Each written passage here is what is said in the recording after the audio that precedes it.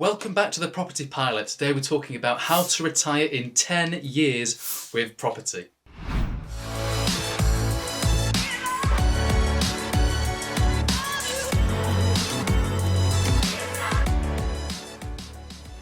Okay, so welcome back. Today we're talking about retirement and how to retire within 10 years using property as a vehicle to do that. So first of all, if you haven't already watched my video on how many properties do you need to retire, I strongly recommend that you watch this before watching this video, and I'll link to it in the description. So first of all, what actually is retirement? What does retirement mean for you? It doesn't necessarily mean, quitting work in its entirety. You could simply be working half a day, 1 or 2 days a week, something like that. And again, what lifestyle do you want to live during your retirement? All these are really important questions that you have to ask yourself, and property allows you to live more or less that lifestyle that you want to live, because property is a more passive way of earning money. So maybe you could be spending half a day per week in your property portfolio, and the remaining 4 or 4.5 days you could be spending it as you so wish. So the idea here is to replace your income, your current income, but replace it through property, and this will allow you to retire in a more passive manner. So what we're going to do now, we're going to go over the example and over the numbers on how we can retire within 10 years using property as a facility to do this. Let's get back to the office and check out the example.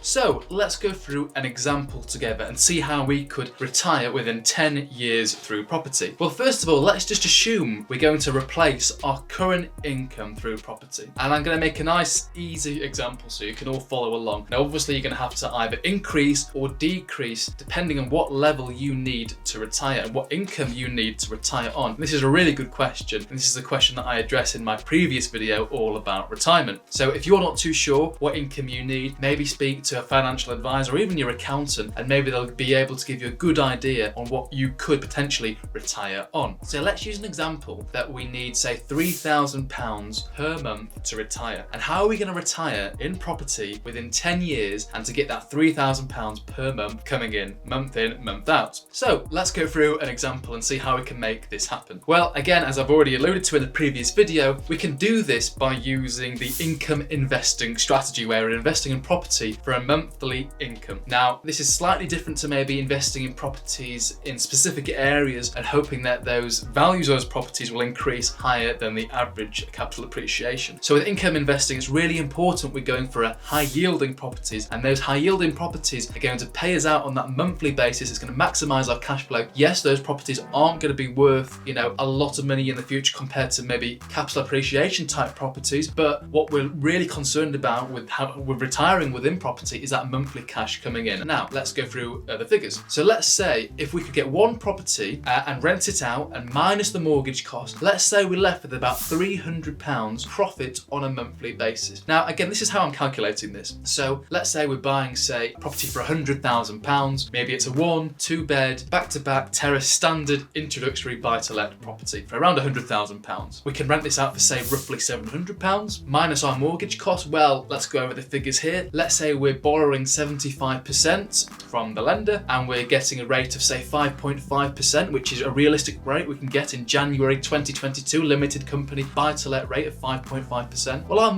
monthly mortgage payment is going to be roughly £350. Right, we've got more expenses to deduct before we get to this £300 net profit. We've also got to think about maintenance, insurance, voids, and when things go wrong in property. And what I do is, if you've watched my previous videos, is I account for 10% of my rent in a nice contingency fund, and that really goes for maintenance, insurance, voids, and all those types of things. And I find 10% works quite well for freehold 1-2 bed 3 bed properties. So once you minus that 10% off, which is 10% of 700 is 70, we minus that off, we minus the 350 off, which is the mortgage cost, we're left with about £280 net per month. Again, for the purpose of this video, I'm going to make the maths really easy. Let's bump that up to £300 just so we can multiply things and make things nice and simple. So let's say we're walking away on an average month with £300 net profit per property per month. Great. So how many properties do we then need to retire within 10 years to replace our income? And I've just said, if we're aiming to get £3,000 in rental income, in net rental income every single month, well, the maths is really easy then, isn't it? So 3,000, that's what we're looking to get per month, divided by 300, the net profit per property, equals 10. So we need 10 properties yielding £300 net profit on a monthly basis to give us £3,000 per month. And then we can retire and replace generates our income through buy-to-let property specifically. So how do we do this in 10 years? Well, there's no right or wrong answer. A lot of this is quite personal. It depends on how much cash you've got. It depends on your preference. It also depends on how much time you have as well. A lot of people may not have time now, but they'll have time, in maybe 3 or 4 years, or maybe their kids have grown up and they're at school or something like that. For me, as you know, at the moment, I've got a young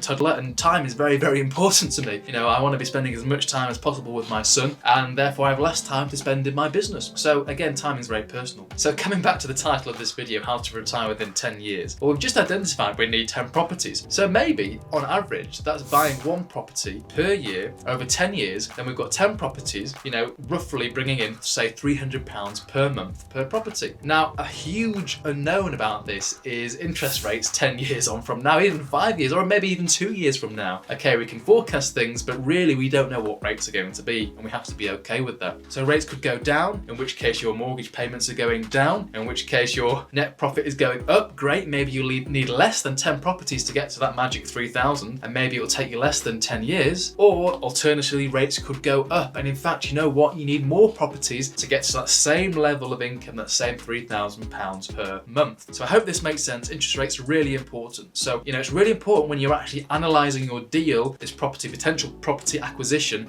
factor in a nice, safe interest rate. So if interest rates go up, you're still covered, you're making decent profit, and you're not being forced to, manage and work on this property for a very low pay, or if not, maybe breaking even or making a loss. So it's really important that you forecast for these types of things. So another thing we haven't really spoken about is cash, and how much cash we need to buy these properties. Well, as I've alluded to, if we're getting a mortgage for 75% of the purchase price, then we need to put in 25% deposit. So let's use the example we've used today. If we're buying a house for £100,000, we're putting in £25,000 deposit. But we also have other fees we need to put in cash to make this deal happen. So we have our legal fees, which are say £1,500. We then have a mortgage broker fee, which is say around £500. And we have stamp duty, and the current rate of stamp duty is roughly around £3,000 on a purchase of £100,000, and providing you're an investor buying this property. So add all those three costs together, you're looking at about £5,000 per property. £25,000 deposit plus £5,000 in other fees is £30,000 per property to acquire it. So again, if we're buying 10 of these, we need £300,000. But hold on, the nice thing about this is we don't have to do this all at once. So if we're buying one property a year over 10 years, and we're going to have 10 properties, well, we need, roughly speaking, £30,000 cash each year to buy a property. Now, of course, property prices will go up in the 10-year run, so you'll probably need more money to buy a property. But,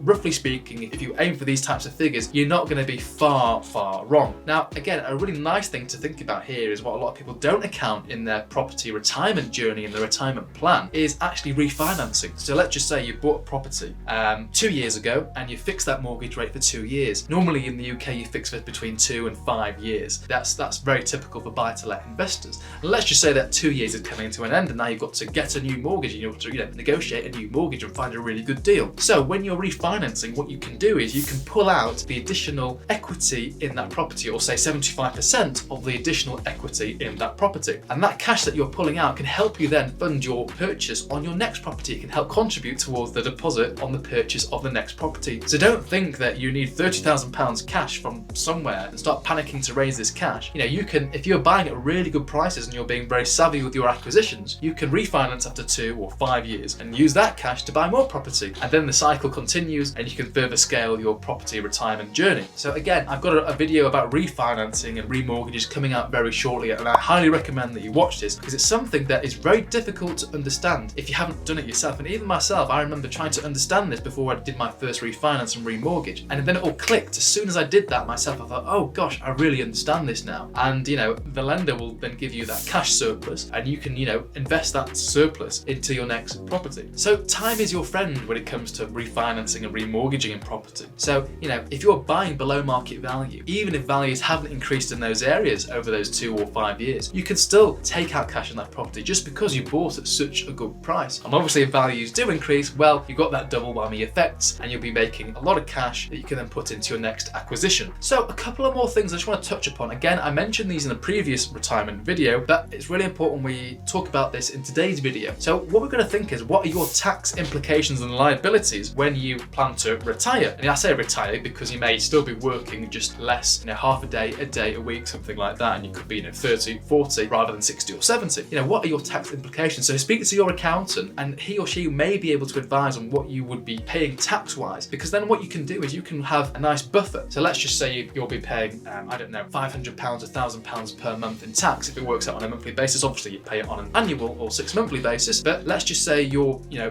tax bill is £500 per month if you break it down on a monthly basis. Well, in fact, what do we need to be earning through property to make this happen? Because, do we want to be adding that on to our income, what we want to achieve, and also think about buffers, things go wrong in life, a rainy day fund. Do you want some savings in the bank for when things do go wrong? Or in fact, are you trying to build another buffer on terms of your monthly income? So let's just say the example we used today, we need £3,000 to match our income. Well, actually, should we go for £3,500 or £4,000 per month as an income through property? Because then we know if something happens, we've got a nice rainy day fund, and we're not thinking about where this money is going to come from. So it's really important to add a nice margin of safety to your calculation. You'd much rather be pleasantly surprised than trying to find money to make things happen. So I hope you've enjoyed this very brief video on how to retire within 10 years through property. And I hope the example I've used today is very simple and clear to understand. And the story that I like to tell is, you could be 20 years old and you could be buying one property per year, and by the time you're 30, you could be retired. How incredible is that? So,